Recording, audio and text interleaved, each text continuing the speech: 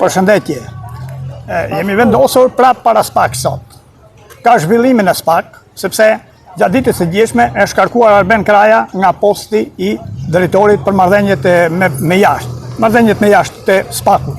Ish shefi i SPAK-ut, Arben Kraja, është shkarkuar nga ky post nga Altin Dumani dhe është caktuar në post tjetër. Tani, shumë veta të mënyrë, të gjë që ka ndodhur e interpretojnë dhe thonë se kjo ka ndodhur sepse Arben Kraja ka lidhje të afërta me Benet Becin, i cili është duke u hetuar për çështje ekonomike, për çështje të ndryshme të ndodhura në kohën kur ai ka qenë në Kesh, si drejtori i Keshit kur ka qenë dikur.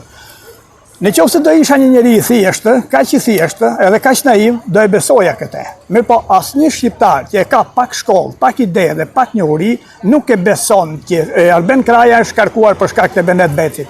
Nëse do ishte shkarkuar për shkak të lidhjeve të tij fisnore, familjare, shoqërore me Benet Becin, atëherë nuk do e kishin quar të krimi ekonomik hetues dhe nuk do e kishin lejuar që të merrte çështje dhe dosje të krimit ekonomik në dorë Arben Kraja, pasi ka lidhje me Benet Becin. Këtu është diçka tjetër. Flen dikun tjetër lepuri. Pasi kemi folur një kohë kaq të gjatë në lidhje me Belerin, në lidhje me çështjen e peshkepisë, në lidhje me Arallan Papën dhe me njerëz të tjerë që kanë lidhje me atë masakër të përgjakshme të kryer 31 vjet përpara e kusur, atëherë kanë dalë shumë gjëra në dritë. Midis tyre janë edhe 3 misione të bëra nga Marin Mema. Të gjithë në Shqipëri pyesin a si s'ka ndonjë reagim për pas 3 emisioneve të bëra nga Marin Mema. Unë kam këmbgulur tek Marin Mema për t'i bërë ato emisione sa më shpejt dhe a i beri, sa i Marini është Marini, nuk është do si do, dhe i beri emisione. Pasoj atyre emisioneve, dhe dëgjoj Marini këtë që them unë, pasoj emisioneve dhe ata që ndjekin Marinin dhe që janë shumë në Shqipëri, do e dëgjojnë se pasoj atyre emisioneve të Marin Mema sa është shkarkimi Arben Krajës, mbajni ment te nga unë. Pse, do thoni ju, kam unë në një argument që ta mbështes këtë që them, sigurisht që kam. Do ju them vetëm kaq. Arben Kraja është njeri që ka caktuar një prokurore si Manjola Kajana për të hetuar një dosje kaq të thellë, kaq sensitive, kaq kriminale, që ka lidhje me domethënë ka tronditur jo shtetin vetë, po 2 shtete, shtetin tonë, shtetin grek, janë përmendur nga Parlamenti Evropian, është përmendur nga Departamenti Amerikan i Shtetit. Dhe kur vje puna me një profil kaq të ulët, profesional, edhe social, ja dha dosjen Arben Kraja ta hetonte Manjola Kajana, që nuk është në gjendje të bëjë gjëra të tilla, se nuk është peshë rëndë, nuk i bën dot ato pesha të rënda, dhe Manjola Kajana e mori çështjen, e bëri sikur e hetoi, dhe kur vje puna nuk bëri as rekurs në gjykatën e lartë. U detyruan ata kriminalët vetë të bëjnë një Evangel Vaso me të tjerë atje, 84 vjeç të bëjë që të mos shkojë dosja me tu, që e bën ata rekursin. Dhe kjo është që e rëndon, se po të kishte desur Arben Kraja ta zgjidhte këtë çështje, do e kishte dhënë që në fillim Altin Dumanit ta hetonte. Mirë po tani ka edhe një problem të madh, sepse Altin Dumanit i mbaron mandati me datën 19 dhjetor. Por paralel me këtë vjen Gledis Nano dhe Gledis Nano din shumë për çështjen e peshkepisë, din shumë për masakrën, din shumë për Arallan Papën, sa ai ka qenë drejtori antiterrorit kur është marrë brenda në Gjirokastër Arallan Papa. Kështu që nuk marrin këto gjëra, do shikoni, do vi si vjet në verë, ja se po e them unë këtu ku jam në kamer, do vi Arallan Papa, do guzoj të vi me kësaj herë në kryener në shtëpi. Unë ju them që jo, sepse e din se do vi këtu dhe mund të jetë kryetari i BKH-s e Gledis Nano, dhe po fut Gledis Nano atje ai ka dosjen e antiterrorit brenda, sa ai ka qenë atëherë, do shikojnë gjëra të thella. Kjo është një anë e medaljes në lidhje me këtë.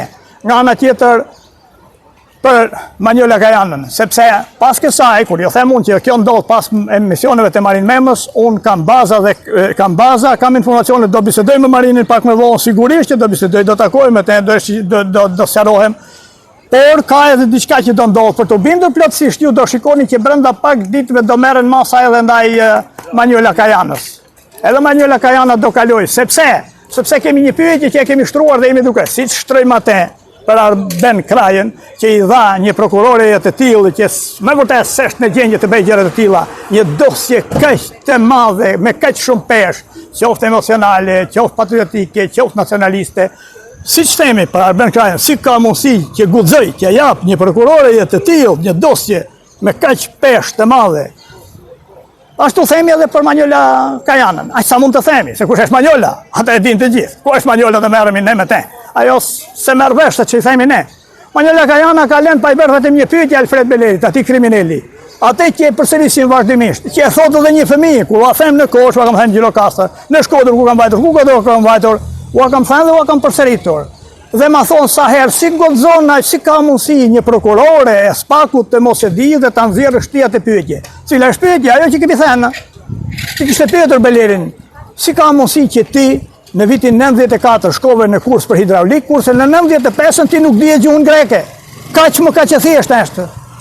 Është kontradikta brenda, është paradoksi brenda.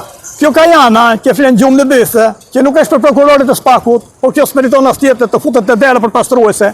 Kjo duhet të kishte bërë, jo këtë pyetje. Po janë shumë pyetje kontradiktore brenda në hetimin, edhe në gjykimin e Spakut. Mbi të gjitha duhet kishte bërë rekursin. Unë tani kam qenë drejtuar Spakut. Altin Dumanit me një kërkesë për këtë çështje, për çështjen e Manjola Kajanës. Do përpiqem t'i bëj pa di sepse nuk e ka bërë rekurs në gjykatën e lartë, vetë zonja Kajana ta kishte bërë. Mirë se s'bëri dot hetimin. Po, shtriu edhe kthetrat, edhe la, pa u bërë, kanë bërë ata vetë një, siç kanë dashur vetë një rekurs. Tani sa lek ka marrë Arben Kraja, përgjithoni Sali Berishës. I pasur është Arben Kraja. I deng në lek edhe në Flori edhe në hyrje, në lajë zjeton. Sa i pasur është Eugen Beci, që ben sot të Virgjërin, kanë marrë lekun e dinjas. Dhe ata që kanë grisur letra, sepse Eugen Beci gjatë kohës që griseshin fletët e dosjes e peshkëpis, nuk bente asnjë proces verbal, kështu që Eugen Beci prandaj ka ikur si i zgjebosur, sepse kishte vjedhur. Edhe këta vjedhur ka edhe ky Arben Kraja, kanë mbyllur dosjen, s'kan pyetur për gjakun e dihallexhinëve, as për ata që u plagosën, as për ata që u mbajtën peng, i quan deri në kufi.